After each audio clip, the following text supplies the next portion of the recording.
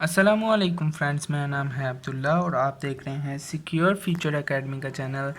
और आज की इस वीडियो में हम लोग 7th क्लास के मैथ की बुक के हवाले से बात करेंगे। और सबसे पहले चैप्टर का नेम है सेट्स। और सेट्स के हवाले से सबसे पहले बात कर लेते हैं सेट्स। सेट्स की बारे में देखते हैं कि सेट्स बनाए किसने। सेट्स का इंट्रोडक्शन कराया है जॉर्ज कैंटर ने 19th सेंचुरी के अंदर। और सेट्स की डेफिनेशन को भी हम लोग देख लेते हैं। सेट्स की डेफिनेशन है a collection of well defined and distinct objects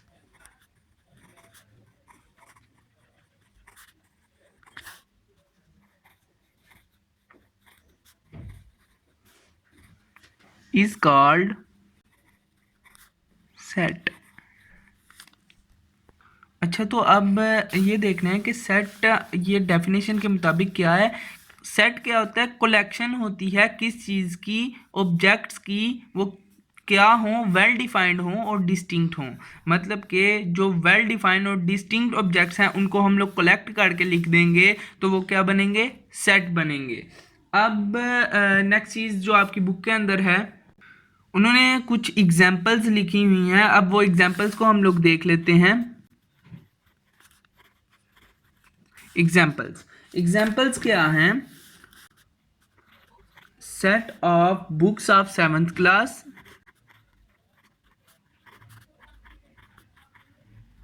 ये देखें, ये सेट बना दिया मैंने। क्या है ये? बुक्स के बाद में कर रहा हूँ जो कि 7th क्लास की हैं। इनका मैं इनको कलेक्ट करके लिख दूंगा तो ये क्या बन जाएगा? सेट बन जाएगा। फिर एक और एग्जांपल है set of notebooks of 7th class, उनको भी मैं कलेक्ट करके लिख दूंगा तो वो भी क्या बन जाएंगी? सेट बन जाएगा। Set of pencils of different colours, वो भी सेट बन जाएगा। Set of students of 7th class set है। Set of the months of solar year, इसी तरह set of first 5 natural numbers. अब ये तो एक तरीका हो गया सेट का, जिसमें हम लोगों ने इसको लिख के देखा है। दूसरा तरीका जो सा हम लोग आगे भी यूज़ करेंगे वो है सेट्स को ये ब्रैकेट्स लगाएंगे हम लोग साइड्स पे। ये इन ब्रैकेट्स को हम लोग क्या कहते हैं? ब्रेसिस, या फिर इनको ये भी कहा जा सकता है कर्ली ब्रैकेट्स। अब हम लोग अगर मैं चाहूँ आप लोगों को पहले नेचुरल नंबर्स के बारे में बता देता हूँ। नेचुरल नंबर्स कौन से नंबर्स हैं? जो कि 1 से शुरू होते हैं और कहाँ पे खत्म होते हैं? ये सो ऑन चलते जाते हैं। डॉट डॉट डॉट लगा दिया। आगे दोनों तरफ मैंने ब्रेसिस लगाई हैं। और ब्रेसिस अगर नहीं होंगी तो वो सेट नहीं होगा। जो उनसे सेट हैं उनकी दोनों तरफ ब्रेसिस लाजमन लगी होंगी। और उन ब्रेसिस के अंदर जो ऑब्जेक्ट्स होंगे उनको हम लोग क्या कहेंगे? Elements of a set. मतलब कि ये अगर मैंने ये 1 लिखा है तो ये इस सेट का क्या है? एलिमेंट है। ये क्या है? एलिमेंट है। हर एक कॉमा दूसरे एलिमेंट को अलग करता है, तो ये क्या है? एलिमेंट है इस सेट का। अब हम लोगों ने इस चीज़ को देखना है कि जो उनसे और भी सेट्स हैं, जैसे कि अभी मैंने आप लोगों को बताया set of natural numbers. Set of natural numbers क्या है? ये ऐसे लगाएंगे। ये इसको हम लोग डिनोट किसके साथ करते हैं? इसको हम लोग कैपिटल एन के साथ डिनोट करते हैं। एन इज इक्वल टू, तो क्या लगाएंगे आगे? दोनों तरफ ब्रेसिस यानी कि कर्ली ब्रैकेट्स, और दरमियान में नेचुरल नंबर्स। कौन से नंबर्स होते हैं? जो 1 से शुरू हों और सो ऑन आगे चलते जाएं। एंड डॉट डॉट डॉट, इसका मतलब होता है सो ऑन आगे चलते जाते हैं, ये नहीं रुकते। उसके बाद एक और चीज़ देख लें कि जो उनसे सेट्स होते हैं जिनको हम लोग कर्ली ब्रैकेट्स दोनों तरफ लगाते हैं, उनको हम लोगों ने किसी ना किसी कैपिटल लेटर से डिनोट करना होता है। जैसे कि A B C D capital letter और जेड तक सोन। इसी तरह से हम लोगों ने ए लिख के, जिस तरह मैंने यहाँ पे एन लिख के इज इक्वल टू लगाया ना, उसी तरह हम लोग कोई भी नंबर लिख के हम लोग लगा सकते हैं। मगर जो उनसे मशहूर हैं, पॉपुलर सेट्स हैं, उनको हम लोग उनका दिया हुआ जो उनसा उन्होंने कैपिटल लेटर होता है उसी को हम लोग यूज़ करते हैं। जैसे कि सेट ऑफ नेचुरल नंबर्स के लिए मैंने आपको बताया कि कैपिटल एन ही हम लोगों ने यूज़ करना है। उसके बाद एक और पॉपुलर सेट है सेट ऑफ होल नंबर्स, इसको हम लोग कैपिटल W से डिनोट करेंगे और आगे इज इक्वल टू और उसके बाद ब्रेसिस, दोनों तरफ ब्रेसिस लगाएंगे और जीरो से इसको हम लोग स्टार्ट करेंगे, आगे सो ऑन, ये भी उसी तरह से चलते जाते हैं। अब इस बात का ख्याल रखना है कि नेचुरल नंबर्स जो से हैं वो 1 से शुरू होंगे और सो ऑन आगे चलते जाएंगे, और होल नंबर्स जो से हैं वो 0 से शुरू होंगे और आगे चलते जाएंगे। उसके बाद सेट ऑफ इवन नंबर्स, इसको हम लोग कैपिटल E से डिनोट करेंगे, E इज इक्वल टू, फिर ब्रेसेस लगाएंगे दोनों तरफ, और इवन नंबर्स कौन से नंबर हैं जो उनसे 2 के टेबल में आते हैं। अब 2 के टेबल में कौन कौन नंबर आता है, 2, 4, 6, 8, 10, 12 एंड सो ऑन, इसी तरह से ये भी चलते जाते हैं, जैसे कि 14, 16, 18, 20, 22, 24, इसी तरह से आगे चलते जाते हैं। उसके बाद आ जाता है set of odd numbers, set of odd numbers ये कौन से, इनको हम लोग कैपिटल O से डिनोट करते हैं, आगे इज इक्वल टू और उसके बाद ब्रेसिस दोनों तरफ, और ऑड नंबर्स कौन से होते हैं जो 2 के टेबल में नहीं आते, मतलब के ऑड नंबर्स कौन से नंबर्स हैं जो उनसे इवन नंबर्स नहीं होते। अब इवन नंबर्स में कौन कौन सा नंबर नहीं है, यहाँ पे 1 नहीं है, 3 नहीं है, 5, 7, 9, इसी तरह से जो जो से नंबर्स इवन नंबर्स के नहीं अंदर नहीं है वो हम लोग क्या कहेंगे, उनको ऑड नंबर्स कहेंगे। उसके बाद आ जाता है सेट ऑफ प्राइम नंबर्स,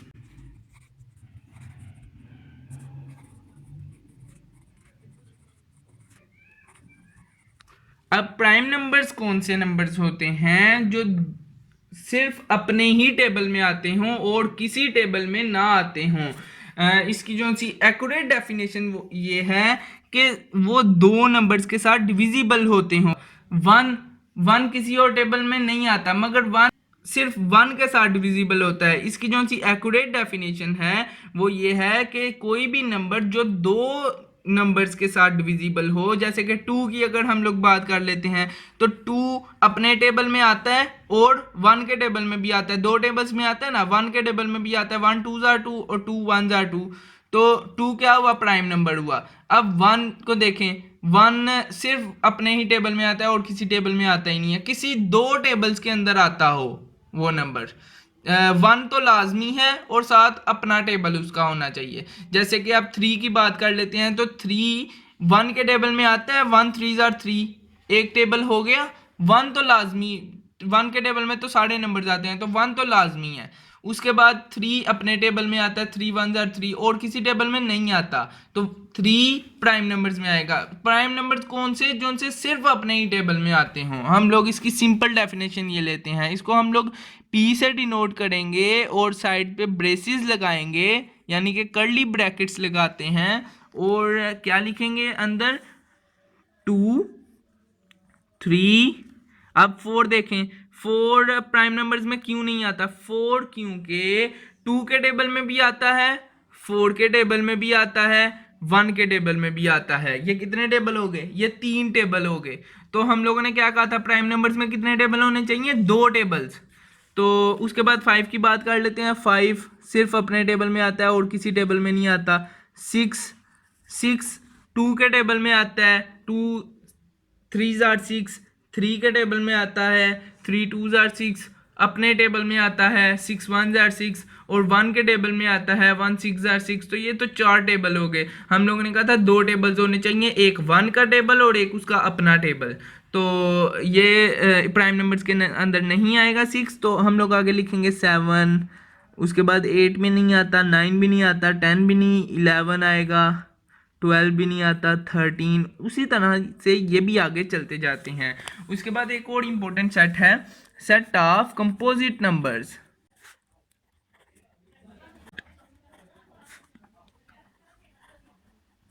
अब कंपोजिट नंबर्स कौन से होते हैं, इनको भी हम लोग सी से डिनोट करेंगे इनको हम लोग, और साइड पे ब्रेसेस उसी तरह से लगाएंगे जिस तरह इवन नंबर्स ऑड नंबर्स वाला काम मैंने किया था ना, कि ऑड नंबर्स वो हैं जो इवन नंबर्स में नहीं होते, उसी तरह जो प्राइम नंबर्स में नंबर नहीं ना आते वो हम लोग उनको क्या लिखेंगे, उनको कंपोजिट नंबर्स के अंदर लिख देंगे। अब कंपोजिट नंबर्स हम लोग सी से डिनोट करते हैं, और इसके अंदर कौन से नंबर्स आएंगे जो उनसे प्राइम नंबर्स के नहीं अंदर नहीं है, हम लोग सिंपल डेफिनेशन इसकी ये लेते हैं, मगर वन नहीं इसके अंदर आएगा, क्योंकि कंपोजिट नंबर्स हम लोग कहते हैं उन नंबर्स को जो उनसे अपने अलावा और भी टेबल्स के अंदर आते हैं। तो 2 अपने अलावा और किसी टेबल में आता है, नहीं आता। 3 आता है, नहीं आता। 4 आता है, हाँ 4 आता है। तो हम लोग 4 को क्या लिखेंगे, 4 क्या है, कंपोजिट नंबर।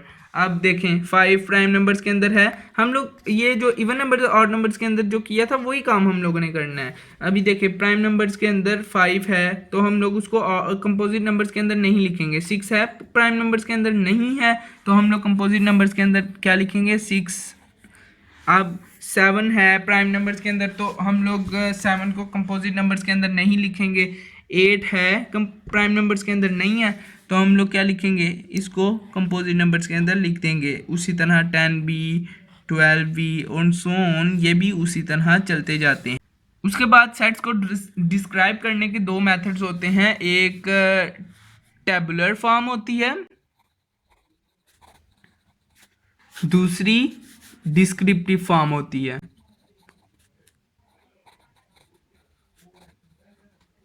अब टेबुलर फॉर्म कौन सी है, ये जो हम लोगों ने इस तरह की ब्रेसिस वाली फॉर्म में लिखी है, ये क्या है, टेबुलर फॉर्म। ये ब्रेसिस लिखी, ये ब्रेसिस लिखी, ये ब्रेसिस वाली फॉर्म में लिखी, तो इसको हम लोग क्या कहेंगे, टेबुलर फॉर्म। डिस्क्रिप्टिव फॉर्म कौन सी है, ये जो हम लोगों ने ऊपर लिखा है ना, set of natural numbers English में, ये set of whole numbers English में जो सा लिखा है, इसको हम लोग क्या कहेंगे, डिस्क्रिप्टिव फॉर्म। ठीक है। अब उसके बाद हम लोगों को यहाँ पे एक सेट दिया हुआ है, एम्प्टी सेट। तो एम्प्टी सेट कौन सा सेट है, जिसमें कोई भी एलिमेंट्स ना हो। अब अगर मैं कहूँ कि इसके अंदर कितने एलिमेंट्स हैं, 1 भी है, 2 भी है, 3 भी है, 4 भी, 5 भी, 6 भी, तो इसके अंदर बहुत से एलिमेंट्स हैं।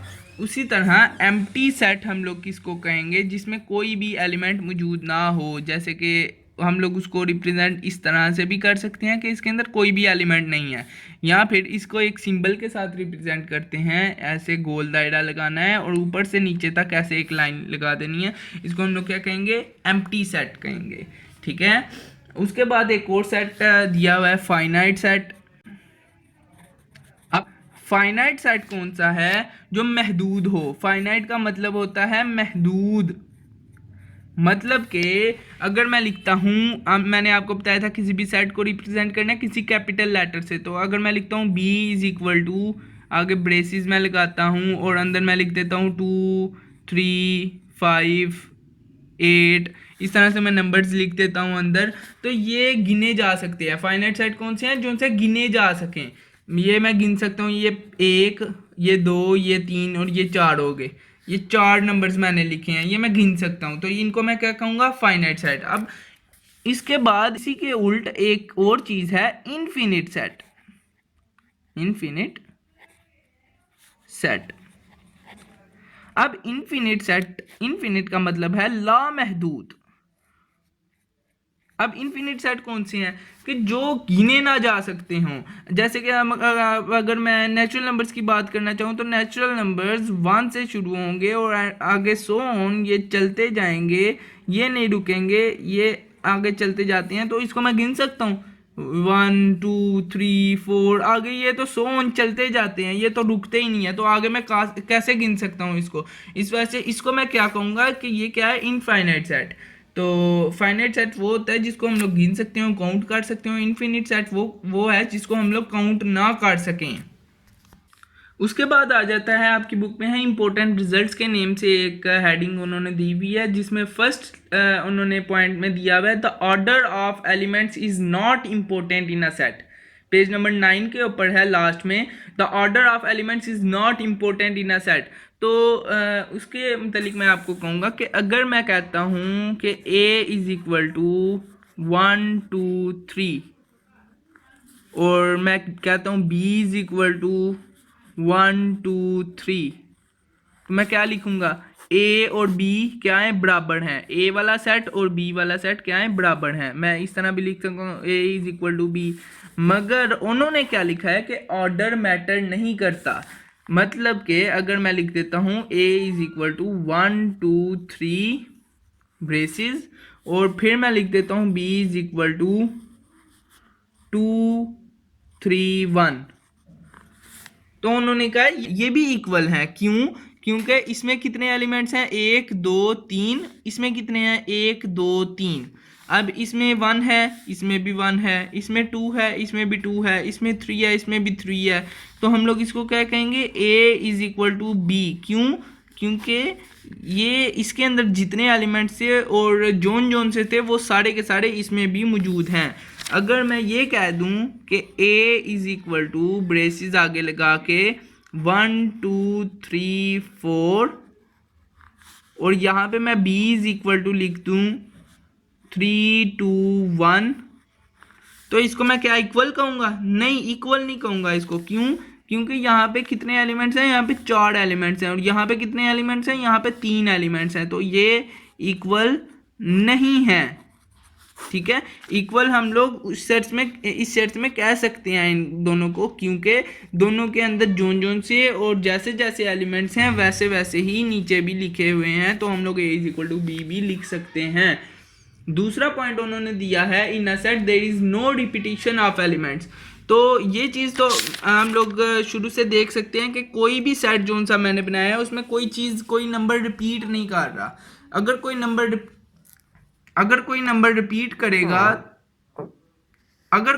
रिपीट करेगा तो हम लोग उसको सेट नहीं कहेंगे।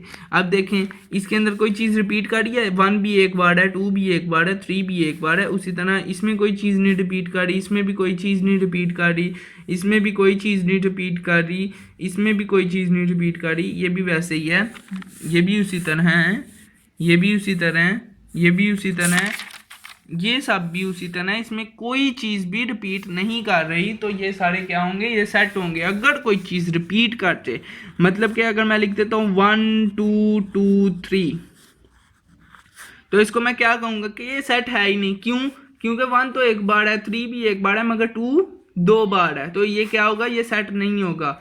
अगर मैं लिख देता हूँ LEGAL, ये भी याद रखना है कि हम लोग नंबर्स भी अल्फ़ाबेट्स भी लिख सकते हैं सेट के अंदर।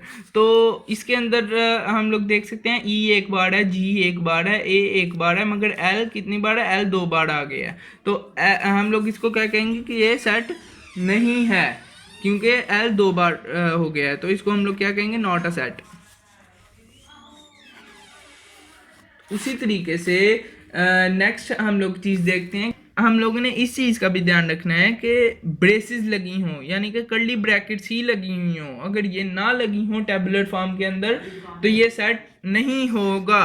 दो सिंबल्स भी हम लोगों ने आगे यूज़ करने हैं, वो हैं एक इस तरह से सी बना के मैं इस तरह दरमियान में लाइन लगा दूंगा, और एक है इसी तरह से सी बना के दरमियान में लाइन लगानी है और ऊपर से एक ऐसे लाइन लगा देनी है। इसको मैं क्या कहूँगा, इसको मैं कह सकता हूँ बिलोंग्स टू या डज नॉट बिलोंग्स टू। जैसे मैं रिपीट कर रहा हूँ, यहाँ पे बिलोंग्स टू और यहाँ पे डज नॉट बिलोंग। तो इसको हम लोग इज एन एलिमेंट ऑफ भी कह सकते हैं, इसको हम लोग इज अ मेंबर ऑफ भी कह सकते हैं। नोट करना हो तो आप लोग कर सकते हैं वीडियो को देखते देखते। इसको हम लोग डज नॉट बिलोंग्स टू अगर कह सकते हैं, तो इसको हम लोग is not a element of भी कह सकते हैं, is not a member of भी कह सकते हैं। ये 3 नाम है इसके। इसको क्या है, belongs to, is an element of, is a member of. Does not belongs to, is not a member of, is not a element of. ठीक है, तो आज की ये वीडियो इसी तरह से ख़त्म हुई, और ये वीडियो एक्सरसाइज 1.1 से पहले जो सी इंस्ट्रक्शंस दी हुई थी सेट के मुतालिक एक्सप्लेनेशन उसके मुतालिक थी, तो इसको पहले आप लोग देखेंगे तो फिर ही आप लोगों की एक्सरसाइज 1.1 कम्प्लीटली आप लोगों को समझ लगेगी सही तरीके से। तो इसको पहले गौर से अच्छे तरीके से देखें, अगर नहीं समझ आती तो रिपीट करके देख लें, और अगर फिर भी नहीं समझ आती आप लोग कमेंट सेक्शन में मेरे से पूछ सकते हैं तो आज की इसी तरह से ये वीडियो ख़त्म हुई, और अगर ये वीडियो पसंद आए तो लाइक कीजिए, सब्सक्राइब कीजिए और अपने फ्रेंड्स में, क्लास फेलोज़ के अंदर, फैमिली मेम्बर्स के अंदर इसको शेयर कीजिए। शुक्रिया।